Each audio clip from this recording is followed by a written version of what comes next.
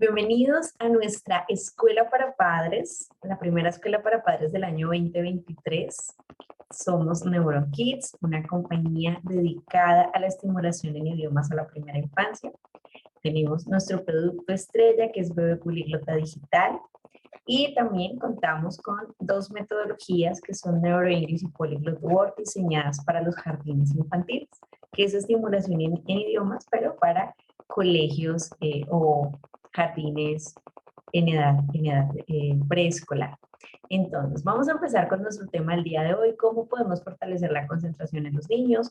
Como les estaba contando, la concentración es la principal o el principal vehículo del aprendizaje. Cuando no logramos mantener nuestra atención fija en alguna circunstancia, en algo que queremos aprender, en un libro que estamos leyendo, en una película que estemos observando, incluso en este taller, si yo tengo mi mente en otro lado, pues difícilmente voy a poder captar la información que me están dando. Entonces, vamos a iniciar. ¿Qué vamos a hablar hoy? Porque los niños no se concentran.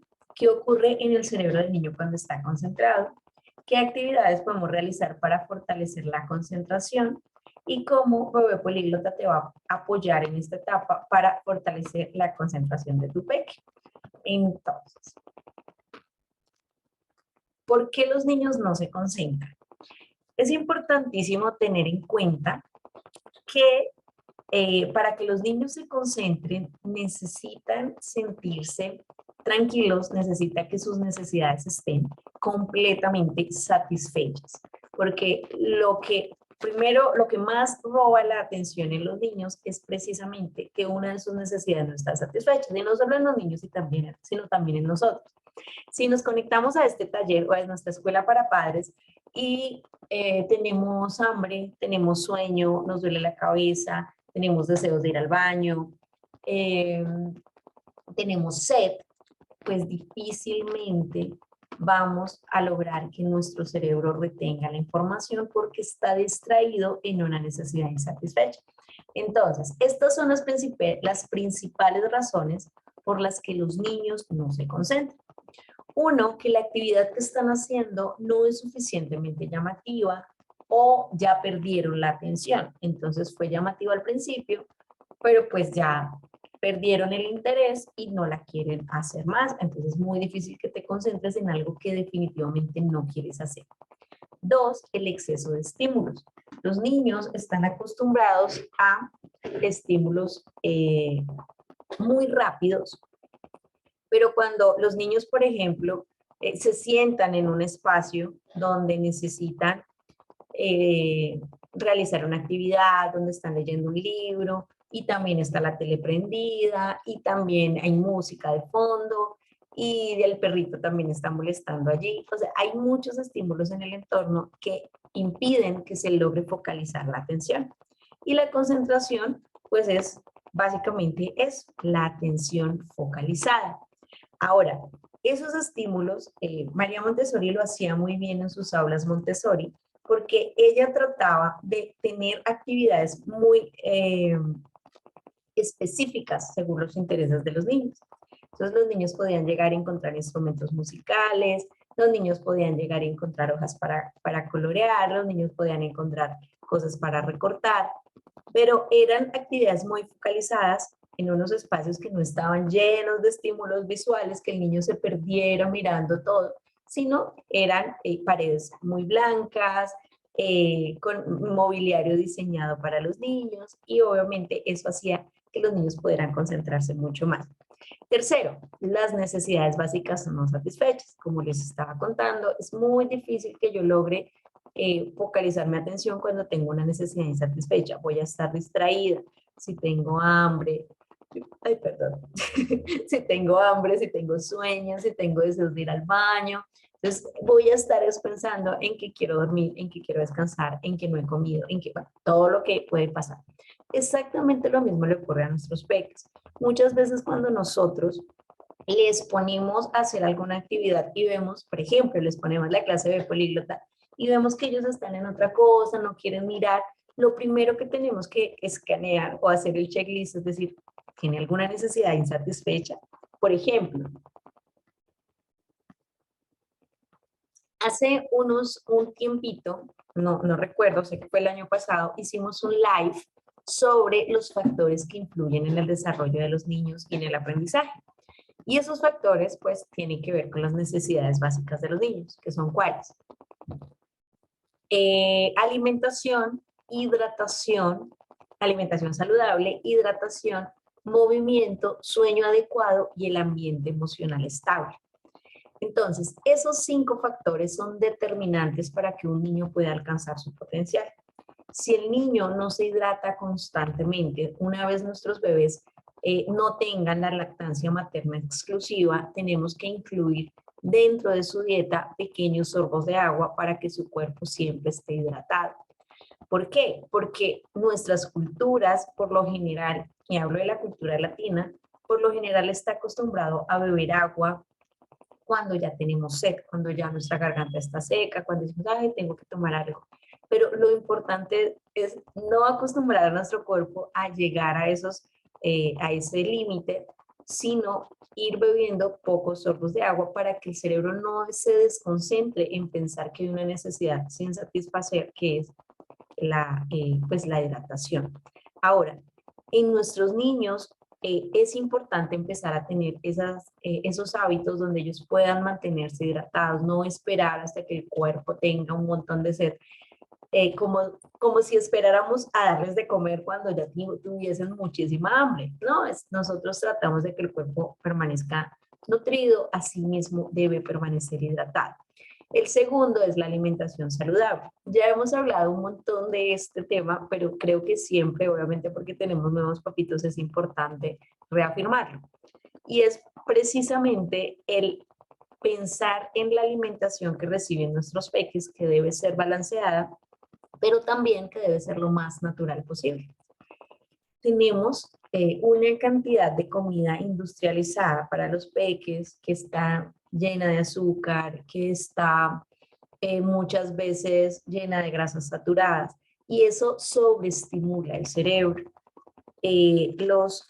La Organización Mundial de la Salud en el año 2020 sacó un estudio que afirmaba que en esta generación los niños a los 8 años ya han consumido el azúcar que en los años 70 un adulto promedio consumía en toda su vida. Entonces, esto es realmente alarmante, entendiendo que el azúcar no es un alimento, sino es un químico que termina produciendo una dependencia a nivel neuronal. Entonces, el azúcar en exceso hace que los niños creen una dependencia a la misma azúcar y que su cerebro viva sobreestimulado, evitando que se puedan concentrar. No es lo mismo, por ejemplo, yo hablo de cómo funcionan las cosas en Colombia, probablemente en México o en Perú, o bueno, los países que nos están acompañando esta noche sea distinto. Pero te hablo de los ejemplos en Colombia. Entonces acá es normal que los niños desayunen una fruta, un carbohidrato, o sea, que sea pan, tostadas, una proteína y una bebida que por lo general es lácteo. Hay muchas personas que no consumen leche, pero por lo general a los niños es muy común en Colombia que consuman lácteos.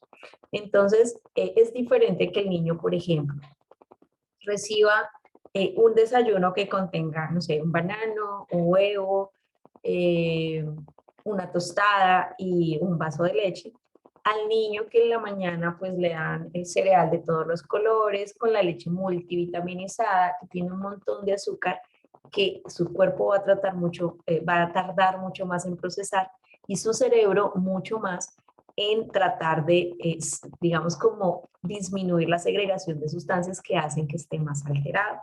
Porque sí, el azúcar para el cerebro humano y más para el infantil termina convirtiéndose como una especie de droga que genera dopamina. Ahora, yo sé que es difícil abandonar las dietas que tienen azúcar en algún momento y pues tampoco soy nutricionista para decirles dejen de consumirlo en estas medidas y demás, pero lo que sí estoy segura es que entre más retrasemos el consumo del azúcar en la infancia y entre más controlado sea, más saludable va a ser el cerebro de nuestros peques y mucho más amplios van a ser sus picos de concentración.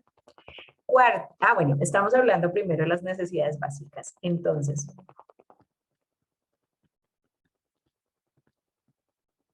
vamos en la hidratación, la alimentación saludable, que incluye pues el regular el consumo de azúcares y demás en los niños. El tercero es el sueño adecuado. Los niños deben dormir en promedio 10 horas diarias. Cuando no duermen ese tiempo, pues los bebés un poco más, pero cuando no duermen ese tiempo, pues difícilmente se pueden concentrar porque hay una necesidad que no está satisfecha. El movimiento, sí, nuestros peques se deben mover en promedio cada 20 minutos mientras estén despiertos cuando inician la etapa de la marcha. De lo contrario, pues van a estar inquietos. A veces nosotros pretendemos que los niños se comporten como adultos, entonces los queremos tener sentaditos, quietos, calladitos, pero su cerebro opina diferente. Su cerebro dice, necesito que te muevas y que hables mucho porque estás aprendiendo a sobrevivir.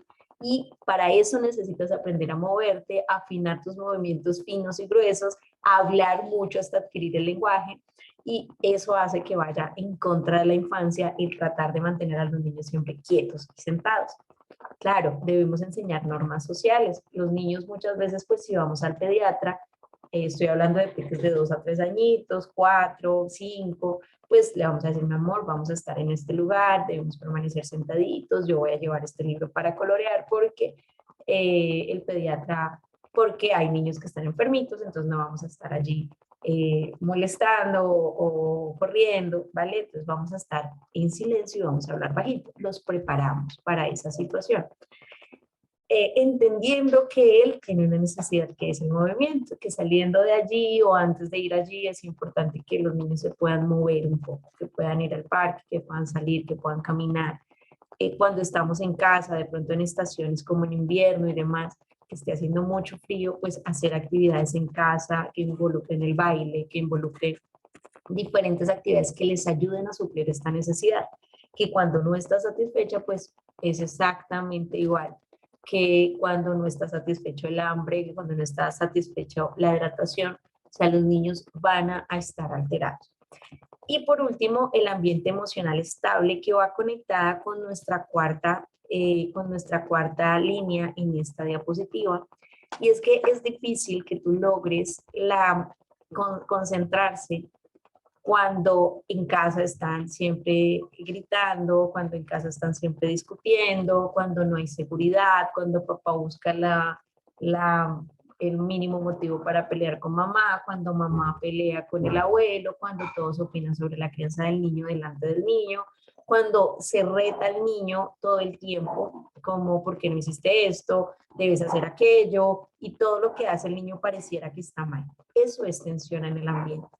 Eso es un ambiente hostil para el niño, porque su cerebro está en pleno pico de desarrollo y necesita sentirse seguro, saber que se puede equivocar, saber que está aprendiendo y que obviamente cuenta con adultos emocionalmente maduros en su entorno que le van a ayudar. Claro, ninguno de nuestros hogares es perfecto y seguramente tendremos discusiones, no estaremos de acuerdo, pero el llegar a que esto sea un constante, donde siempre estemos discutiendo, donde incluso aparezca la violencia, hace que el cerebro del niño permanezca bloqueado, generando cortisol, que es esta hormona del estrés, y hace que el niño pues no se pueda concentrar porque está tratando de lidiar con el estrés que su cerebro está generando. Entonces, para un cerebro inmaduro, esto puede significar permanecer bloqueado, donde nada de lo que me enseñes lo estoy aprendiendo realmente, porque yo estoy en modo defensa. El cerebro del niño siempre lo va a proteger. El cuarto es que a veces pretendemos que los niños sigan haciendo una misma actividad por mucho tiempo, pero sus tiempos de atención son muy, muy cortitos, muy cortitos. En la primera infancia, el tiempo de atención profunda es alrededor de 6 minutos por actividad. Eso no significa que tengamos que cambiar la actividad cada 6 minutos. Lo que significa es que cuando empiezan a hacer algo muy animados, van a disfrutarlo durante esos 6 minutos, luego va perdiendo el interés y si no se hace una modificación en la actividad, pues pronto ya deja de ser divertido. Porque ellos están explorando el mundo y cuando todo es nuevo para ti, pues imagínate tú llegar por primera vez a un lugar que siempre has querido conocer, no sé, un parque de diversiones o algo que sea muy llamativo para ti, un museo, algo que realmente genere interés, seguramente tú llegas y disfrutas una misma actividad, una misma pintura, un mismo juego, pero hay tanto que ver que no te quieres quedar solamente en ese espacio haciendo lo mismo. El cerebro infantil está en modo aprendizaje, está absorbiendo absolutamente todo el entorno. Entonces, para ellos, quedarse quieto por más de cierto tiempo es, me estoy perdiendo la diversión. Llegan a un momento, a partir de más o menos los 2 años, como hasta los 4 o 5, que luchan mucho con la idea de irse a dormir. ¿Por qué? Porque los niños sienten que cuando se duermen se están perdiendo la diversión, que hay muchas cosas que están pasando y entonces luchan con irse a dormir, quieren seguir despiertos, quieren retrasar la hora de dormir, porque para los niños todos estos temas temporales de que tienen que ver con las nociones temporales de tiempo, de espacio, no son tan claras. Para ellos no es obvio que se duermen y el otro día las cosas siguen allí. A veces ellos creen que cierran los ojos y va a desaparecer el juguete, va a desaparecer. Entonces muchas veces ellos empiezan a dormirse con las cosas abrazadas. Si tienen unos zapatos no quieren que se los quiten mientras se duermen. Entonces es un tema que pues obviamente va de la mano con la madurez de su cerebro, que poco a poco van comprendiendo. También el tema de esas nociones temporales, es importante recordar que para los niños 1 hora o 10 minutos o más tarde no significa nada, no significa lo que para nosotros significa. Para ellos es mucho más fácil utilizar secuencias y decirles como después de, antes de, luego de pasar por, o sea, ayuda a que ellos puedan ubicarse más fácilmente en el espacio, como después de ir donde la abuela, vamos al parque. Después de terminar la cena, leemos el cuento. Entonces es como un poco más claro ayudarles consecuencias y no simplemente decirles más tarde o luego, porque para ellos puede significar y los podemos tener allí como ya es hora, porque no les hemos explicado la secuencia. Yo siempre les recomiendo, digamos, utilizar el reloj grandecito, ojalá con números, ojalá con colores, ojalá con figuritas, para yo poderle decir al niño como cuando el palito del reloj esté en el número 8, es la hora de la cena o es la hora de comer o es la hora de cepillarse los dientes y ellos van a tener más una noción temporal más clara que cuando solo les decimos luego o cuando les pedimos que hagan algo pero no somos claros de cuándo queremos que lo hagan. Y por último, ya hay un tema que pues tiene que ver con algo neuronal y es el trastorno por déficit de atención, que realmente no se pueden concentrar, no pueden mantener unos segundos el foco, sino siempre van a estar viendo otras cosas, se distraen con demasiada rapidez y ya pues empieza a evidenciar incluso en el lenguaje, en la dislalia, cuando combinan palabras, cuando ya obviamente deben tener un lenguaje elaborado, de tus 5 o 6 años que ya deberían hablar mucho más claro. Y también aquí, digamos que puede ser todo lo contrario, también que el niño tenga altas capacidades y se aburra rápido porque entiende más rápido. Por ejemplo, si está en el colegio, la profe aún está explicando algo que él captó en el primer minuto y ya se aburre de que sigan repitiendo lo mismo. Entonces, aunque los niños no tengan altas capacidades, siempre la novedad, la sorpresa van a ser excelentes ingredientes para la motivación. No sé, a mí me cuesta que se cepillen los dientes y todos los días es lo mismo, vamos a cepillarnos los dientes, hey, hora de lavarse los dientes, vamos a... Pero si un día yo digo, hey, llegó el trencito chuchu de los dientes, vamos a subirnos, chu, chu, chu, todos atrás los que se van a cepillar los dientes porque quieren que sus dientes estén muy sanos. Y me voy con algo de novedad, poniéndome los zapatos de mi niño, o sea, tratando de darle un ingrediente de motivación, de espontaneidad, pues eso va a ayudar a que las situaciones dejen de ser tan monótonas y podamos pues hacer que los hábitos se establezcan de una forma más fácil. Todo lo que se relaciona con una buena experiencia, con una experiencia positiva que involucra la risa, que involucra la sorpresa, hace que el cerebro lo guarde mucho más fácil que cuando se involucra con una emoción displacentera o se relaciona como la tristeza, el enojo, el miedo, como decir, ya cepíllate porque es tarde, pues nada, difícilmente al otro día se va a querer cepillar si siempre estamos gritando, si siempre estamos, porque lo relaciona con una mala experiencia. Continuamos por aquí. ¿Qué tiempo de atención tienen los niños según la edad? Entonces, en promedio, los niños van aumentando sus tiempos de atención en las mismas actividades. Ojo, cuando hablamos de atención profunda, los tiempos son mucho más cortitos. Cuando ellos quedan mirando algo que realmente les llamó muchísimo la atención, son tiempos que máximo van a durar hasta los 6 minutos. Pero aún así podemos focalizar su atención en algunas actividades y aquí hay algunas referencias de lo que se puede llegar a concentrar su cerebro con los estímulos adecuados, cuando no hay tantos elementos distractores en el entorno, cuando es una actividad llamativa para él. Entonces, de 0 a 1 año puede llegar a concentrarse de 2 a 3 minutos. Hasta los 2 años puede llegar hasta máximo 7 minutos. De 3 a 4 años, de 8 a 15 minutos. De 5 a 6 años, máximo 20 minutos. Y de 6 a 8 años, hasta 30 minutos. Estamos hablando de una actividad que los niños realmente disfrutan. Un libro que les gusta mucho, una película que a veces ellos pueden volver a ver y volver a ver y volver a ver. Y entre más la ven, más la entienden. Por eso probablemente entre más la ven, más tiempo se quedan concentrados viendo. ¿Qué ocurre en el cerebro del niño cuando esté concentrado? Primero, cuando por fin logramos la concentración, utiliza los 2 hemisferios del cerebro. Se activa la coordinación motora, se agiliza el pensamiento y la información adquirida se transforma en conocimiento. Quiero que miremos la imagen de este peque que está allí trabajando en algo que seguramente lo tiene muy concentrado y sabemos que está muy concentrado por la posición en la que tiene su lengua.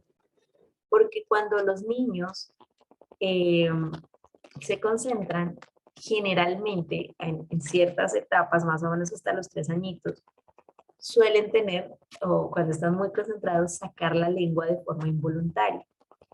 Y es porque la concentración está fuertemente ligada con el área del lenguaje.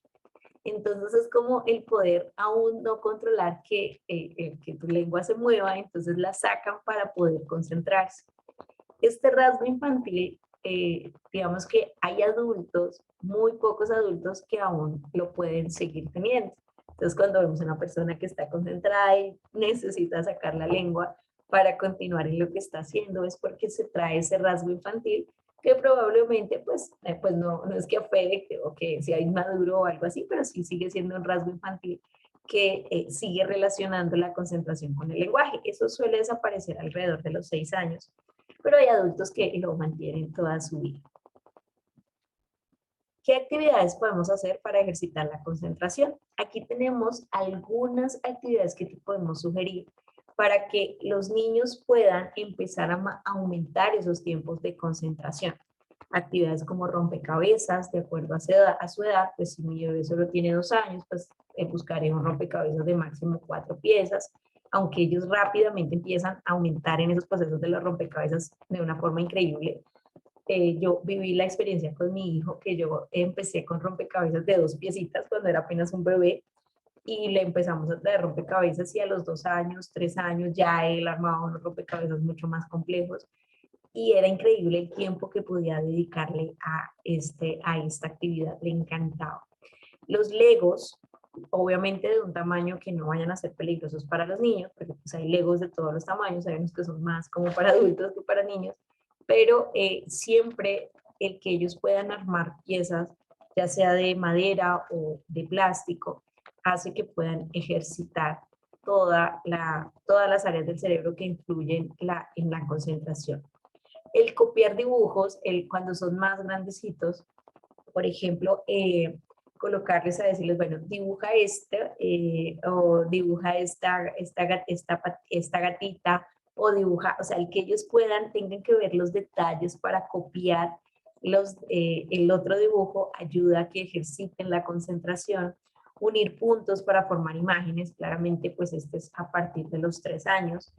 juegos de buscar diferencias, juegos de hacer parejas, o sea, cuando tenemos, por ejemplo, bueno, incluso en Bebé Políglota lo podríamos hacer como imprimiendo diferentes animales. Vamos a pensar en los animales.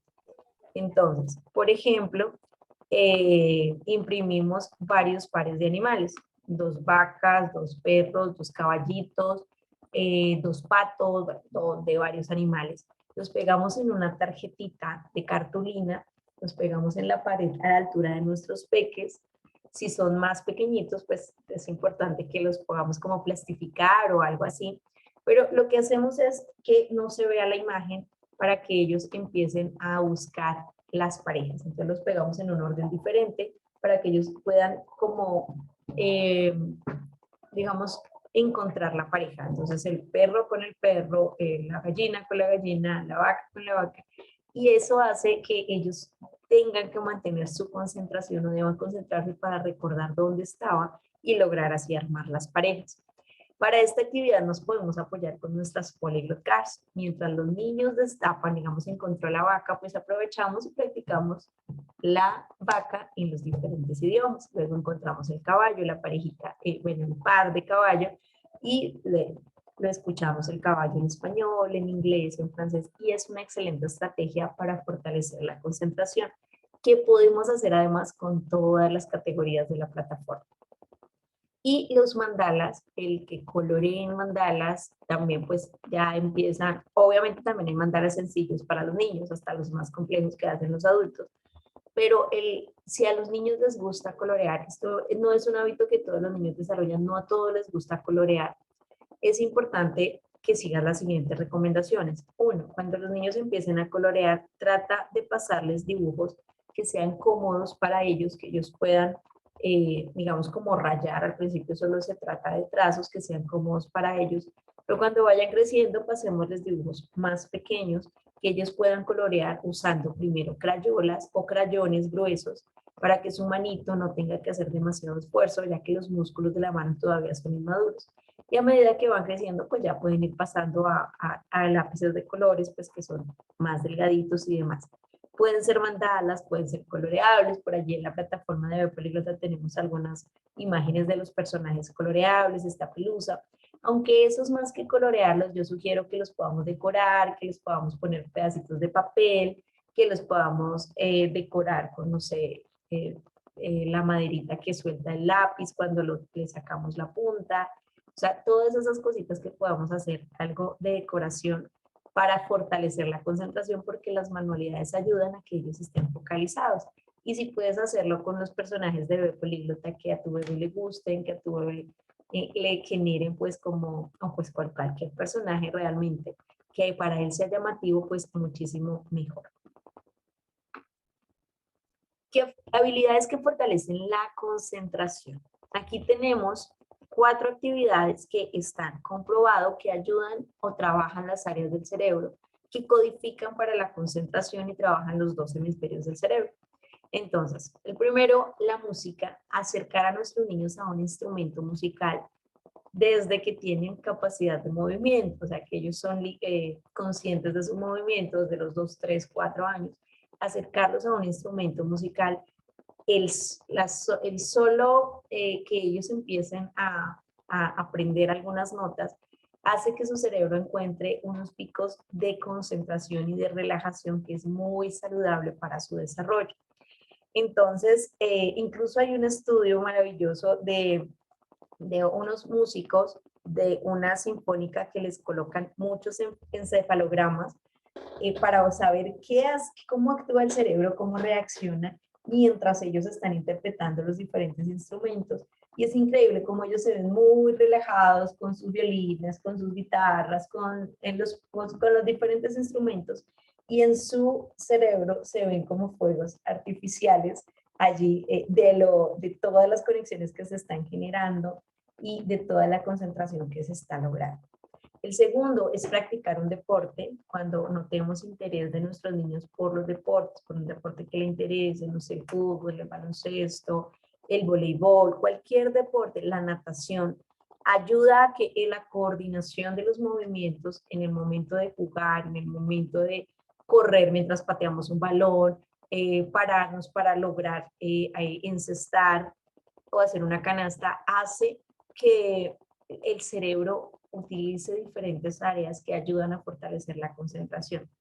El entrenamiento en diferentes idiomas, como lo hacemos con Bebé Políglota, el escuchar diferentes idiomas, hace que no solamente el oído esté haciendo un mayor trabajo al tratar de captar esas diferentes frecuencias sonoras, sino que además al enviar la información al cerebro, el cerebro está creando conexiones específicas para los diferentes idiomas, lo que va a ayudar a que tu peque tenga una red mucho más fuerte en el área del lenguaje que le va a ayudar a mantenerse más concentrado.